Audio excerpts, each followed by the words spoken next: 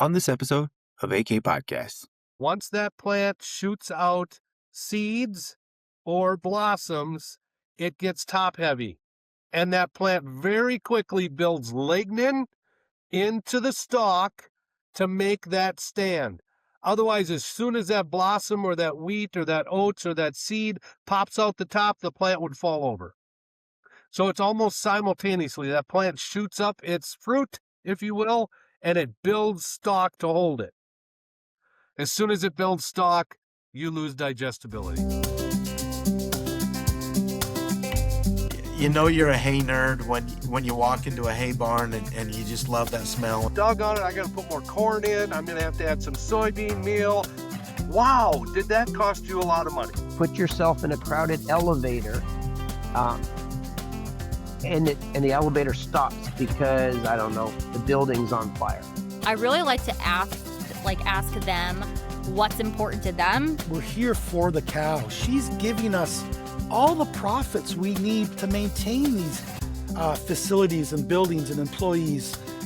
Man, let's take care of her. Roadway, I would call it more as a roundabout.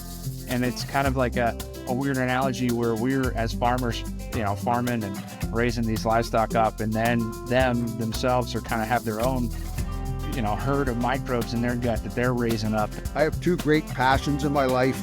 The one is people, and the second is cows. And I want to get the best out of them. Hello, and welcome to AK Podcast, where we explore science and nutrition behind livestock care and management with the best and the brightest in the business. I'm your host, Chris Radke, part of the sales department here at Agri-King, and with me today is the Director of Field Services and a member of the sales management team, Mr. Mike Donaldson. Mike, how you doing, buddy? Hey, having a very nice day, Chris. How's yours been? Oh, it's great. It's wonderful. Hey, who's with us and what are we talking about today? Well, we have another in our growing list of repeat guests on with us today. In some ways, this is sort of that time of year when farmers turn into kids that are out in the sandbox with their Tonka trucks and their 1/16th scale tractors, because they're all of a sudden going to get all that iron out of the shed, and they're getting ready. A lot of them are really, really excited to get some seeds in the ground. We're going to plant corn. We're going to plant soybeans. And today, our guests and I would like to give you another something to be thinking about this spring instead of just throwing a bunch of dirt around. So we're joined by Jason Alsum, who is Agri-King's Director of Silo King Operations. For those of you who've not seen Jason on a podcast before, I'm going to ask him to introduce himself a little bit, and then we'll be off and running. Jason, tell us about yourself. Hey, guys. Good to see you. Good to be with you again today. Love what you guys do on this podcast, and I'm honored to be part of it and just spend a little time chit-chatting with you guys about something that I love and have been doing for the last 17 years here at Agri-King, and it's helping guys make forage. So yeah, this will be fun. I'm looking forward to it.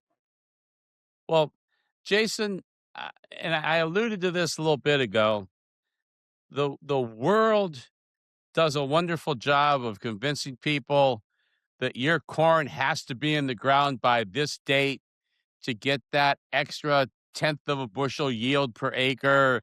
It's one of the more visible things that farmers actually do is plant something. They can see that crop grow knee high by the 4th of July. There's all the things people do and compare themselves to their neighbors.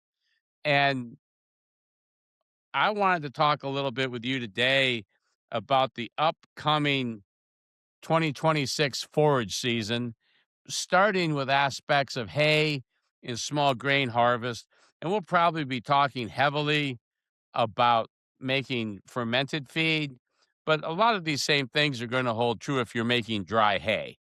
And I think in some cases it's better than it used to be, but I think getting people to stop that corn planter when it's time to go cut a forage crop is still one of the toughest things our people are out there trying to convince others to do. What do you think about those things? Yeah, you're spot on. It is a competition. It's, hey, the neighbor's corn is up. I got to get my corn up. They're in the ground. I got to go. there's definitely something to that. And we have become really good at corn. We really are. We know how to grow corn. We know when to harvest corn. We make a pretty good pile of corn, but I think especially in the spring, what suffers is we forget about the haylage, the wheatlage, the rye, whatever else is out in the field.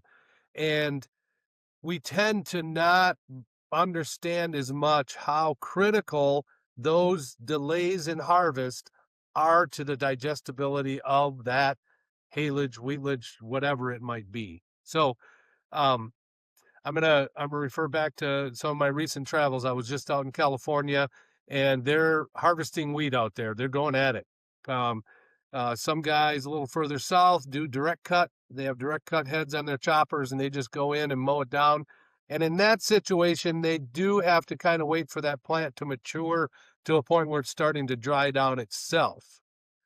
Whereas the part of California I was in last week, they're swathing the wheat, and then going and taking it. They have the ability to cut it a little greener, and get a little bit more moisture in it. So I think that's important. But what typically ends up happening, there are some really good guys who know how to make quality feed, but what I typically see is wheat fully headed out. They like to get lots of tons. I see a lot of alfalfa taken at 32 to 34 inches because they get a lot of crop off and it's really heavy and they get a lot of tons. But what I want to go through today is a little bit of the math of how that affects them. We went through at our last podcast, when it came to spring, we went through a lot of harvest details about getting ready, getting out in the field, how to pack it, how to make a pile, covering, all of that. That all still holds true. We got to do all that management stuff, but we want to dial it in a little bit more today, into the return on investment, if you will, of getting that harvest right. Does that sound good?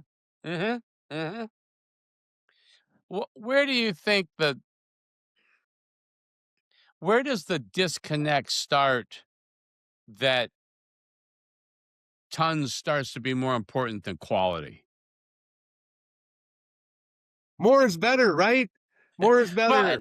and it might be that simple. I mean, it doesn't have to be a hard answer, but it's frustrating when and we are a nutrition company, and our definition of nutrition starts with the forage and treating it with King and getting the most out of it.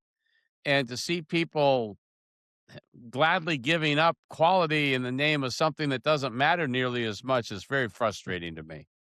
Well, I think if I put my farmer shoes on, these producers have to make a lot of decisions in a day.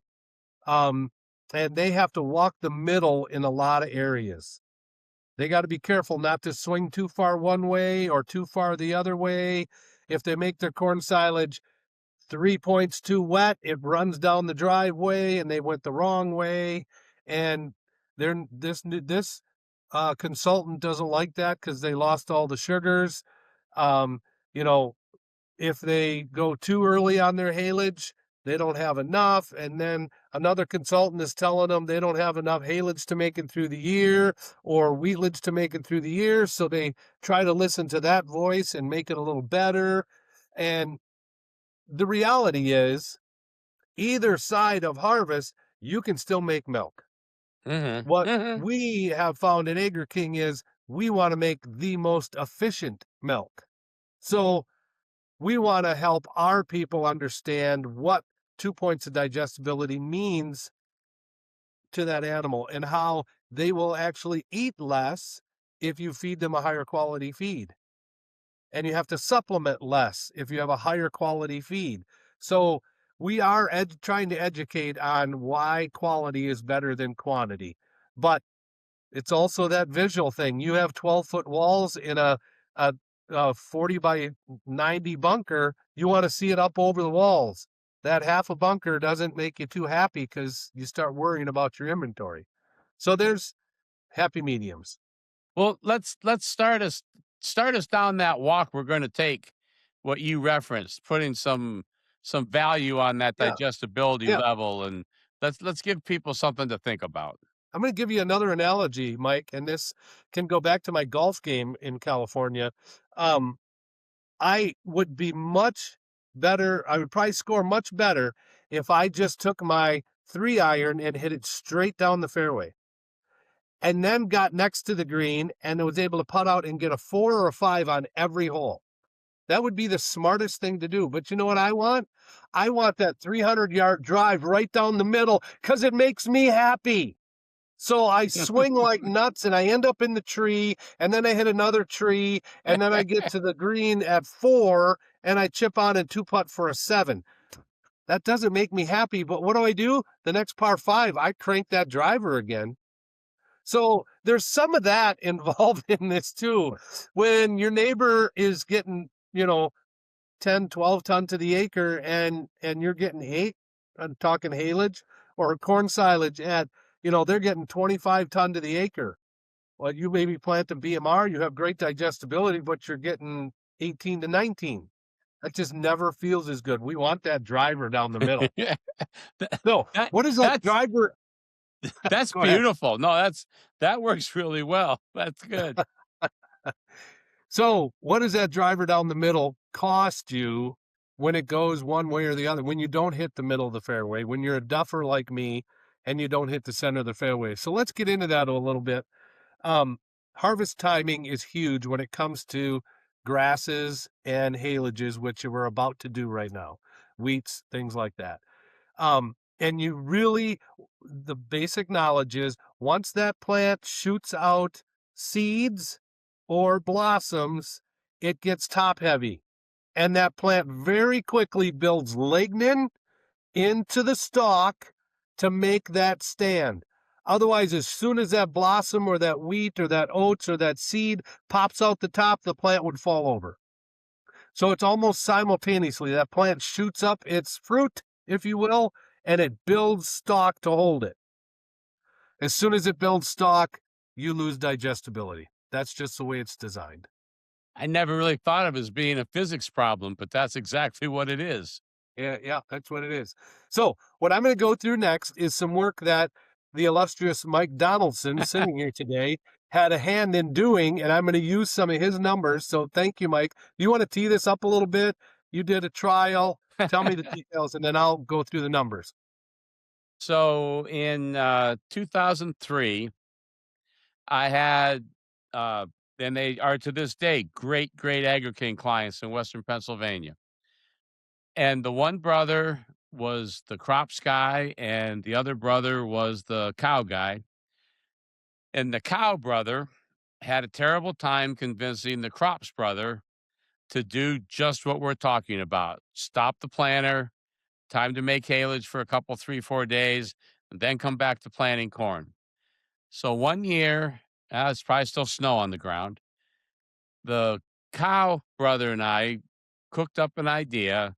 We went out into one of their alfalfa fields and we set aside with stakes 2 roughly 20-foot square areas. And the stakes were there so I sampled from the same place, but also so that it was never cut until we were done.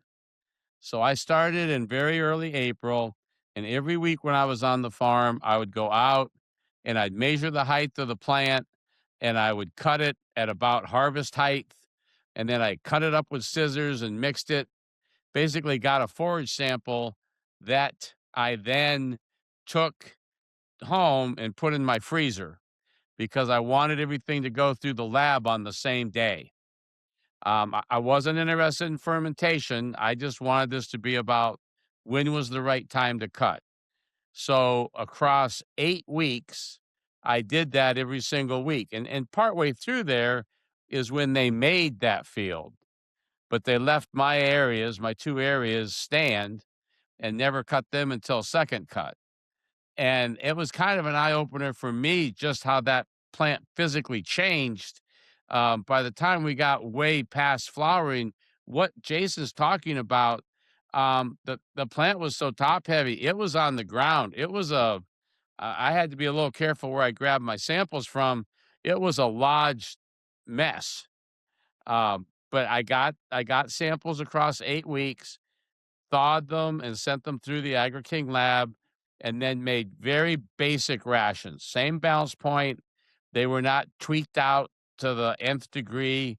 They were balanced on energy and basic protein to be able to see what the difference was between those. So that was what we did. Excellent. And it's great work. And what I love about it, why we're going to use it today, is it goes all the way through the cow and the ration and the effects on it. So I'm just going to touch on some of that. When I look at your maturity dates and the thing that the cuttings that you did, it reminds me of when I would take the peak stick that came from the university, and that's a stick that it's called a peak stick. I don't know what the acronym is, but it has measurements on it and relative feed values and pre-bud and bud stage and flowering stage and what that does. And your numbers line up pretty well to that. Okay.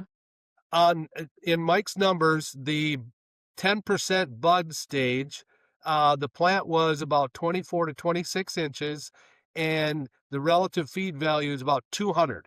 And I think that's about where that peak stick was as well. And I would tell guys at that point, I want you cutting soon, because it's amazing to follow your numbers. And the crude protein at that point was 25%. So those are a couple of major numbers. The digestibility, 78.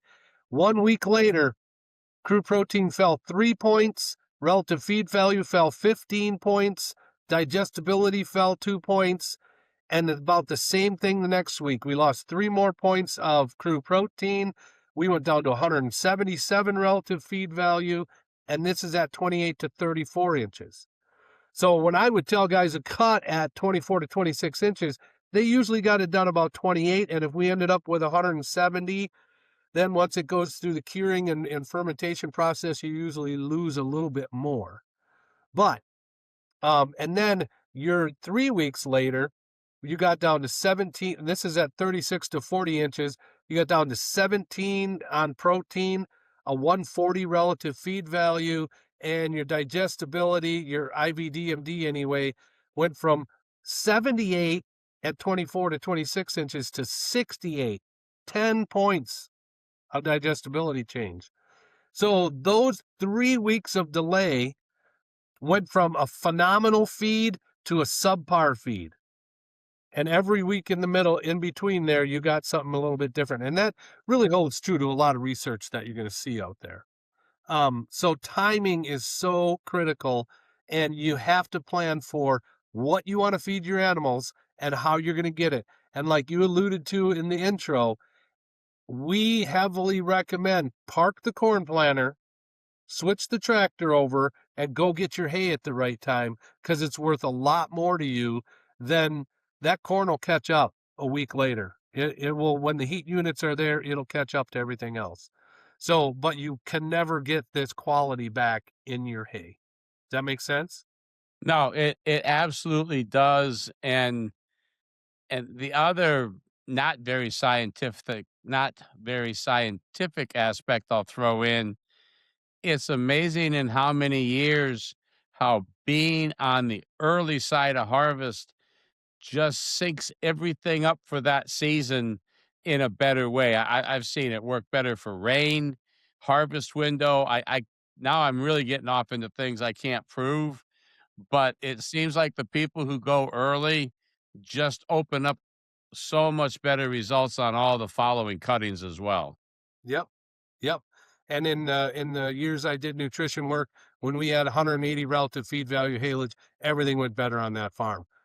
And let me segue into that. You did such a great job of following this through into 2 rations, and we're going to look at the 10% bud and the 10% flour 3 weeks later. So in putting them side by side in a ration, you had 80 cents per head per day in corn, 14 cents per head per day in soybean meal, and for a total of 94 cents per head per day with those ingredients to make that ration work.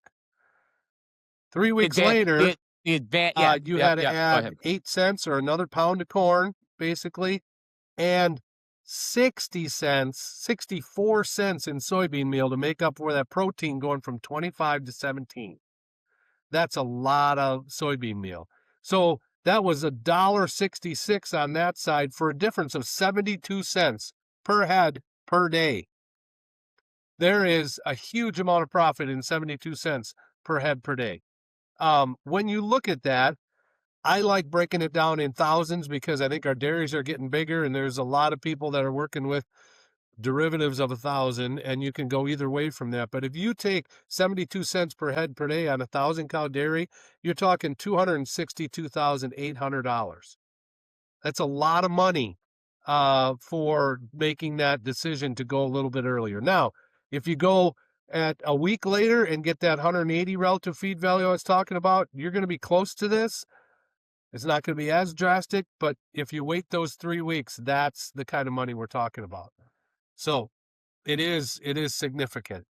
And getting out there and doing it at the right time. You may not see it in the bunker, you may not see it in the cows, but you're going to see it in your pocketbook because you will be supplementing less soybean meal and less corn because of the relative feed value, the energy, and the protein you're getting out of that feed. So that's very important to go that way. Now, as I'm talking about the harvest time, let me just touch on a little bit there, and then I have a little bit more coming back on some return on investment. But when you're harvesting, I want to make a point of this. I was reminded of again in my recent travels. Cut length. You cannot cut your grasses, your wheats, your haylage an inch off the ground. You can't do that. It doesn't physically work for harvest for a couple of reasons. One, you cut it that short and then you lay a windrow on that. You have to now lower your head and dig into the dirt to pick that up. And that's where feed hygiene starts to suffer right there. Because I saw choppers growing across the field. They had to lower the head. Every bump in the field, I saw dirt flying in front of that chopper to pick up the wheatlage that they were working on. And they were inoculating everything with dirt. And that, after fermentation, is going to turn Clostridia, because there's Clostridia in the dirt. A Clostridial fermentation brings butyric acid and nasty feed, and you're going to have that sprinkled through your pile if you don't adjust your cut height. So when we're harvesting, let's consider our cut height. How are we going to get that chopper head or the merger or whatever equipment to pick feed up and move it? If you go from trying to scalp it right off the ground and get every inch of it to cutting it at 2.5 to 3 inches, then your windrow will be up off the ground a little bit more, and your tines will be able to pass through that stubble, pick up a clean crop, and not inoculate with dirt. So, again, dirt, to get feed hygiene, good, clean feed, we got to have clean right from when we cut it, merge it. We can't be mixing dirt in it every time we go through. The guys I really feel sorry for are the guys that have these stupid groundhogs or ground squirrels all over their crop. And I've seen places out west where there's groundhog piles like this, and they just power through them, and that puts a lot of dirt in that pile. So Well, and the other benefit of what you're saying, Jason, that bottom however many inches of the plant doesn't, if we're talking about alfalfa, if we're talking about grass, it is the least valuable part of the entire plant. So you're actually going to raise the quality of each mouthful along with leaving all that contamination in the field. yes, very good point. And there's been a lot of studies on that on corn silage, and yeah, you get a higher starch percentage if some guys have gone up 12 inches on their corn stalks or higher. And this part is less digestible, more lignin. Yes, it's still feed, it's tons in the pile, but the quality goes down. Your percentage of starch in every pound or every ton of feed goes down because of just the sheer, there's more pounds of stock than there is. So you raise that up, your starch percentage goes up, your digestibility goes up, you have better quality feed in there. And then the big thing on haylage for sure, because you get several crops off of it. That next crop will have a better start if we keep that stalk a little longer. More nutrients are left in there. It's able to take off for the next crop much faster than when we cut it down lower. That makes perfect sense. It does. I understand it does go against I need tons. I've got more animals than I've ever had before. But you made an important point. It's amazing how an animal will reach their nutrient fill on less dry matter pounds with better quality forages. When there's something there besides just bones, they don't need to eat all those pounds and bones and a bunch of grain. When the forage is higher quality, it actually will stretch and go longer. You can do both. Yep. Yep. Yeah, so we want to get that quality from the cut to the right cut length to the right chop length. Those are all the mechanical parts of it, but getting it cut at the right time has a huge payback. And then as we transition through the harvest and trying to keep it clean through our harvest, then of course it's best to have a concrete pad or a concrete bunker rather than putting it in dirt where you're going to have tractors going through dirt and up on piles. That inoculates it with dirt again. So keeping our feed pad clean is also going to be very important. And then all of the parts, I'm not going to get into the weeds on making a pile and packing a pile and all of that. We know the importance of all that, covering a pile.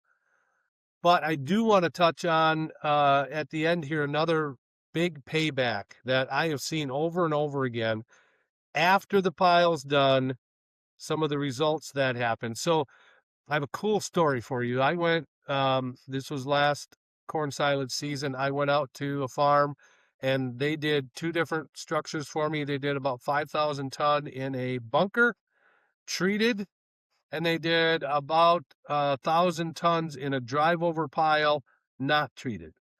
Same chopper, same packing techniques, same plastic covering. Pretty much we tried to keep it as same as we could.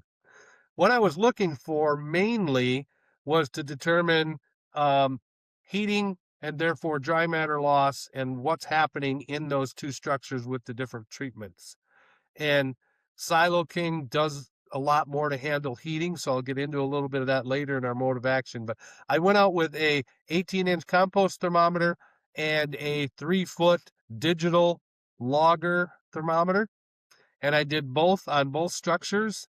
The data logger I programmed to take a temperature every 6 hours, and then the compost thermometer was basically just to check that, make sure we're on. The theory here is, if you picture that pile or that bunker and look at it like a loaf of bread, if you will, it's a loaf that you made. And if you made it at an ambient temperature of 74 degrees, in this case, it was 81 degrees, I think, when we put it in, that loaf, the whole thing is going to heat during fermentation. And where does heat go? Goes up. Up, Yep. right? Okay. Goes up. We learned that in 3rd grade, I think. Heat rises. So that heat that whole loaf is making is pushing towards the top of the pile during fermentation. So with my temperature probes in the top of the pile, I was reading not only heat, but I was reading fermentation. And in doing so, the treated pile was done fermenting in 5 days. Okay. The heat went up 8 degrees, I believe, 9, somewhere in there, and leveled out. And then in preceding or days after that, it started taking on the ambient temperature, which in October was a little cooler, so it actually cooled down. So the curve was very sharp. The untreated pile heated up almost 20 degrees, 16 degrees, and it did it over 16 days before that temperature came down. So for 16 days, that untreated pile just kept creeping up to 101 degrees from, I think that was 83 when it was, I gotta check my notes here, when it was 9 degrees more heating than the King. So yes, it was day 21 before it leveled off and started taking on ambient temperature. And I can tell it was still fermenting because there would be no production of heat if it wasn't still working on fermentation, good or bad. Okay. So then you start looking at what did you lose in 21 days versus 5 days? Dry matter, nutrients, right? All of that is being burned up during that heating phase. And if we get it done in 5 days and get it to be stable, we're all after stable feed. Let's do it in 5 days rather than 21. There's a lot of other factors that go into it, the pack, getting the oxygen out, but treating with King made a phenomenal difference on this pile. Well, and you did it at a real world level, real world amounts. We also do a lot of work in mini silos, buckets, things on a bench in a laboratory that has value, but you eliminated the packing difference, same farm, same equipment, same operators. In the real world, that's about as close to a apples to apples comparison as can be found. Yeah.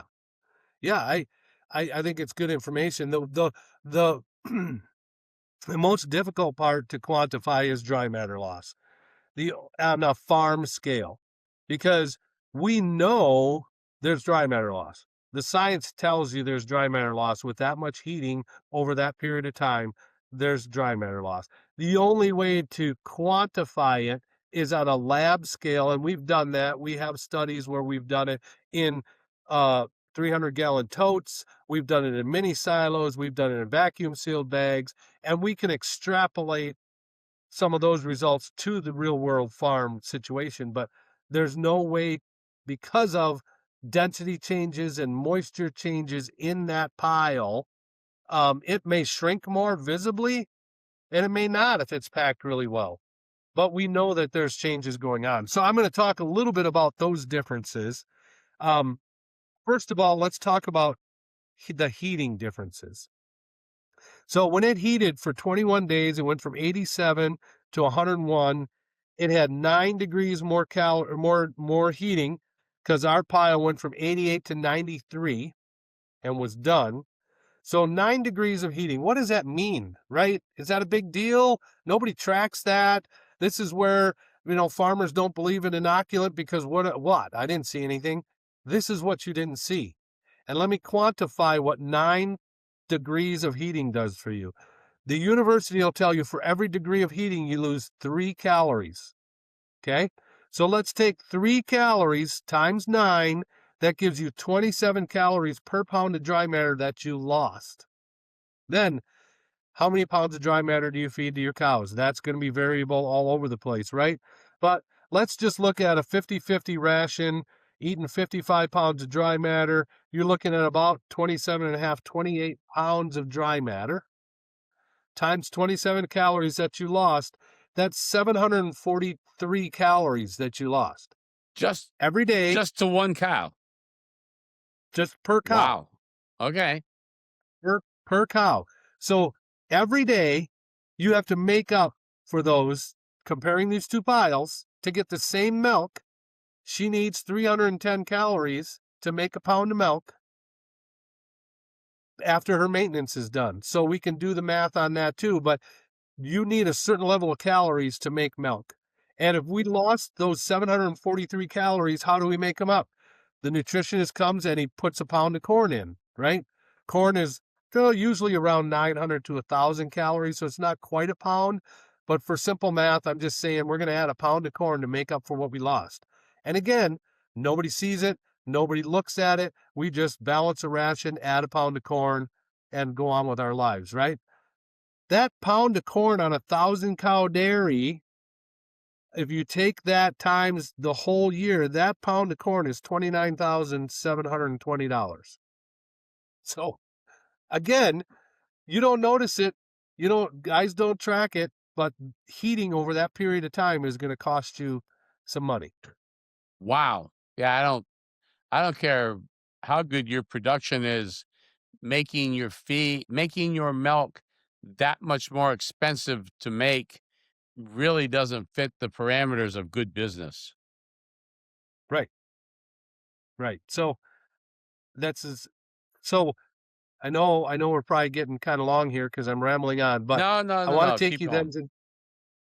to I want to take you then to the cost of the dry matter. On that same 1,000-cow dairy, I did this math on 20,000 tons of feed, just to keep things simple.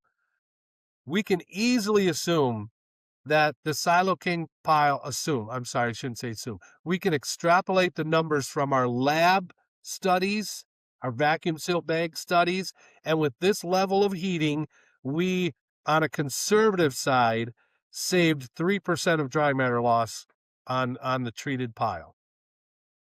So if you do the math on that 20,000 tons that I am using just for easy numbers, and in this story I'm using corn silage at $75 a ton.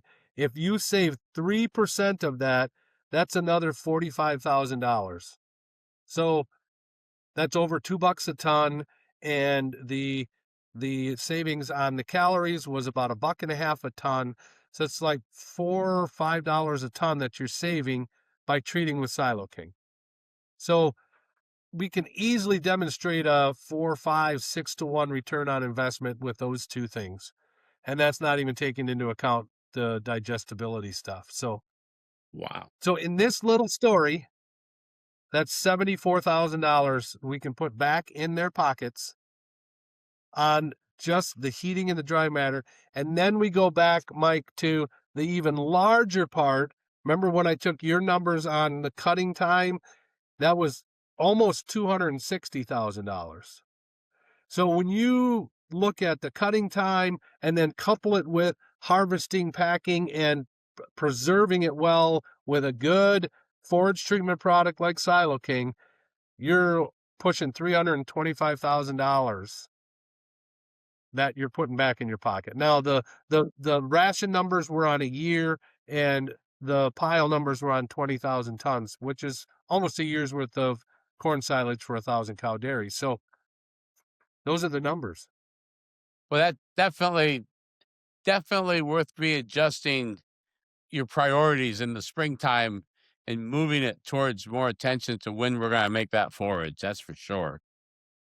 Yes. Yes. And I'm just trying to get the education out there that these piles we're making these days are $1, $2, $3, $5, $10 million piles. And if we can save percentages, it's new tractors, it's paying employees, it's your health insurance, it's a big number, then we have to pay attention to it. Well, I think we should have certainly given people some good food for thought. Um, Hopefully, we can get this out to people at least a little bit before before they're too late to harvest. But people need to keep in mind, with the exception of the small grain example, we're going to go out and cut those hay fields several more times this year. And I know weather doesn't go in your favor, equipment breaks down. But if people will focus every cutting on the things they can do something about and try to do it more correctly, I think Jason showed you some significant money, excuse me, that you can put in your pocket. And we try to do these podcasts without too much emphasis on when it is, but we came right out and said we're in 2026. We are ahead of when most people will start making first cutting. And right now, milk prices are not where they were a year ago, and there's not the forecast for a lot of happy recovery. Well, there's limited amount you can do for what you get paid for your milk by comparison to the things you can do to affect how much it costs to make that milk. And I think Jason just gave us some really good tips and a really good direction to try and improve that aspect of your business. That was brilliant. Any Yep, we get so many clients, producers that want us to help them make money, make more milk. And a lot of times they look at products and they look at costs of products. Really, the first thing you should be doing is spending time on your forage and the management of your forage, and 2 simple things that can help you.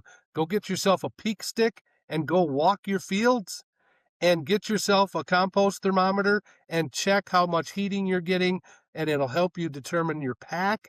Because if it's 5 degrees cooler in the middle of your pile than it is on the sides, they're not packing out to the sides, and you can tell that with a simple compost thermometer. So, a couple of things that can really help you up your level of management, because we should be trying to get better every year. So take those tips and run with them. We should have told people to go get a pencil and a piece of paper at the start of this, Jason. They could have made their own checklist to get better results this year. Any wrap-up thoughts you have for people? Just pay attention to the cost of your forage and don't take it for granted, and don't just do what the generation before you did. Look at how you can get better every day, and you want the cleanest, best quality forage to put in that animal, and she will pay you back. She'll be healthier and she'll produce better with less inputs if you give her good, clean, high quality feed. I think that's really hard it's hard to improve on that statement. I'm going to let that be the thing that sticks in people's minds. Chris, what did you learn today? I was just gonna take what Jason just said, simplify it. Cut at the right time, give you better quality, higher quality, and they'll need less and eat less. And There you go. simple formula. Jason, thanks so much for your enthusiasm once again and your sharing your knowledge with us. Really appreciate it and breaking it down. And Mike, way to go on your previous knowledge, sharing it with us there. So I love that Yeah. story. So It's a great study. yeah. If you like what you heard, you can find us on just about any of social platforms. If you'd like us to follow up on anything, you can email us at podcast@agriking.com. Jason and Mike, thank you so much for your time. Thank each of you. guys. Appreciate it. Appreciate it.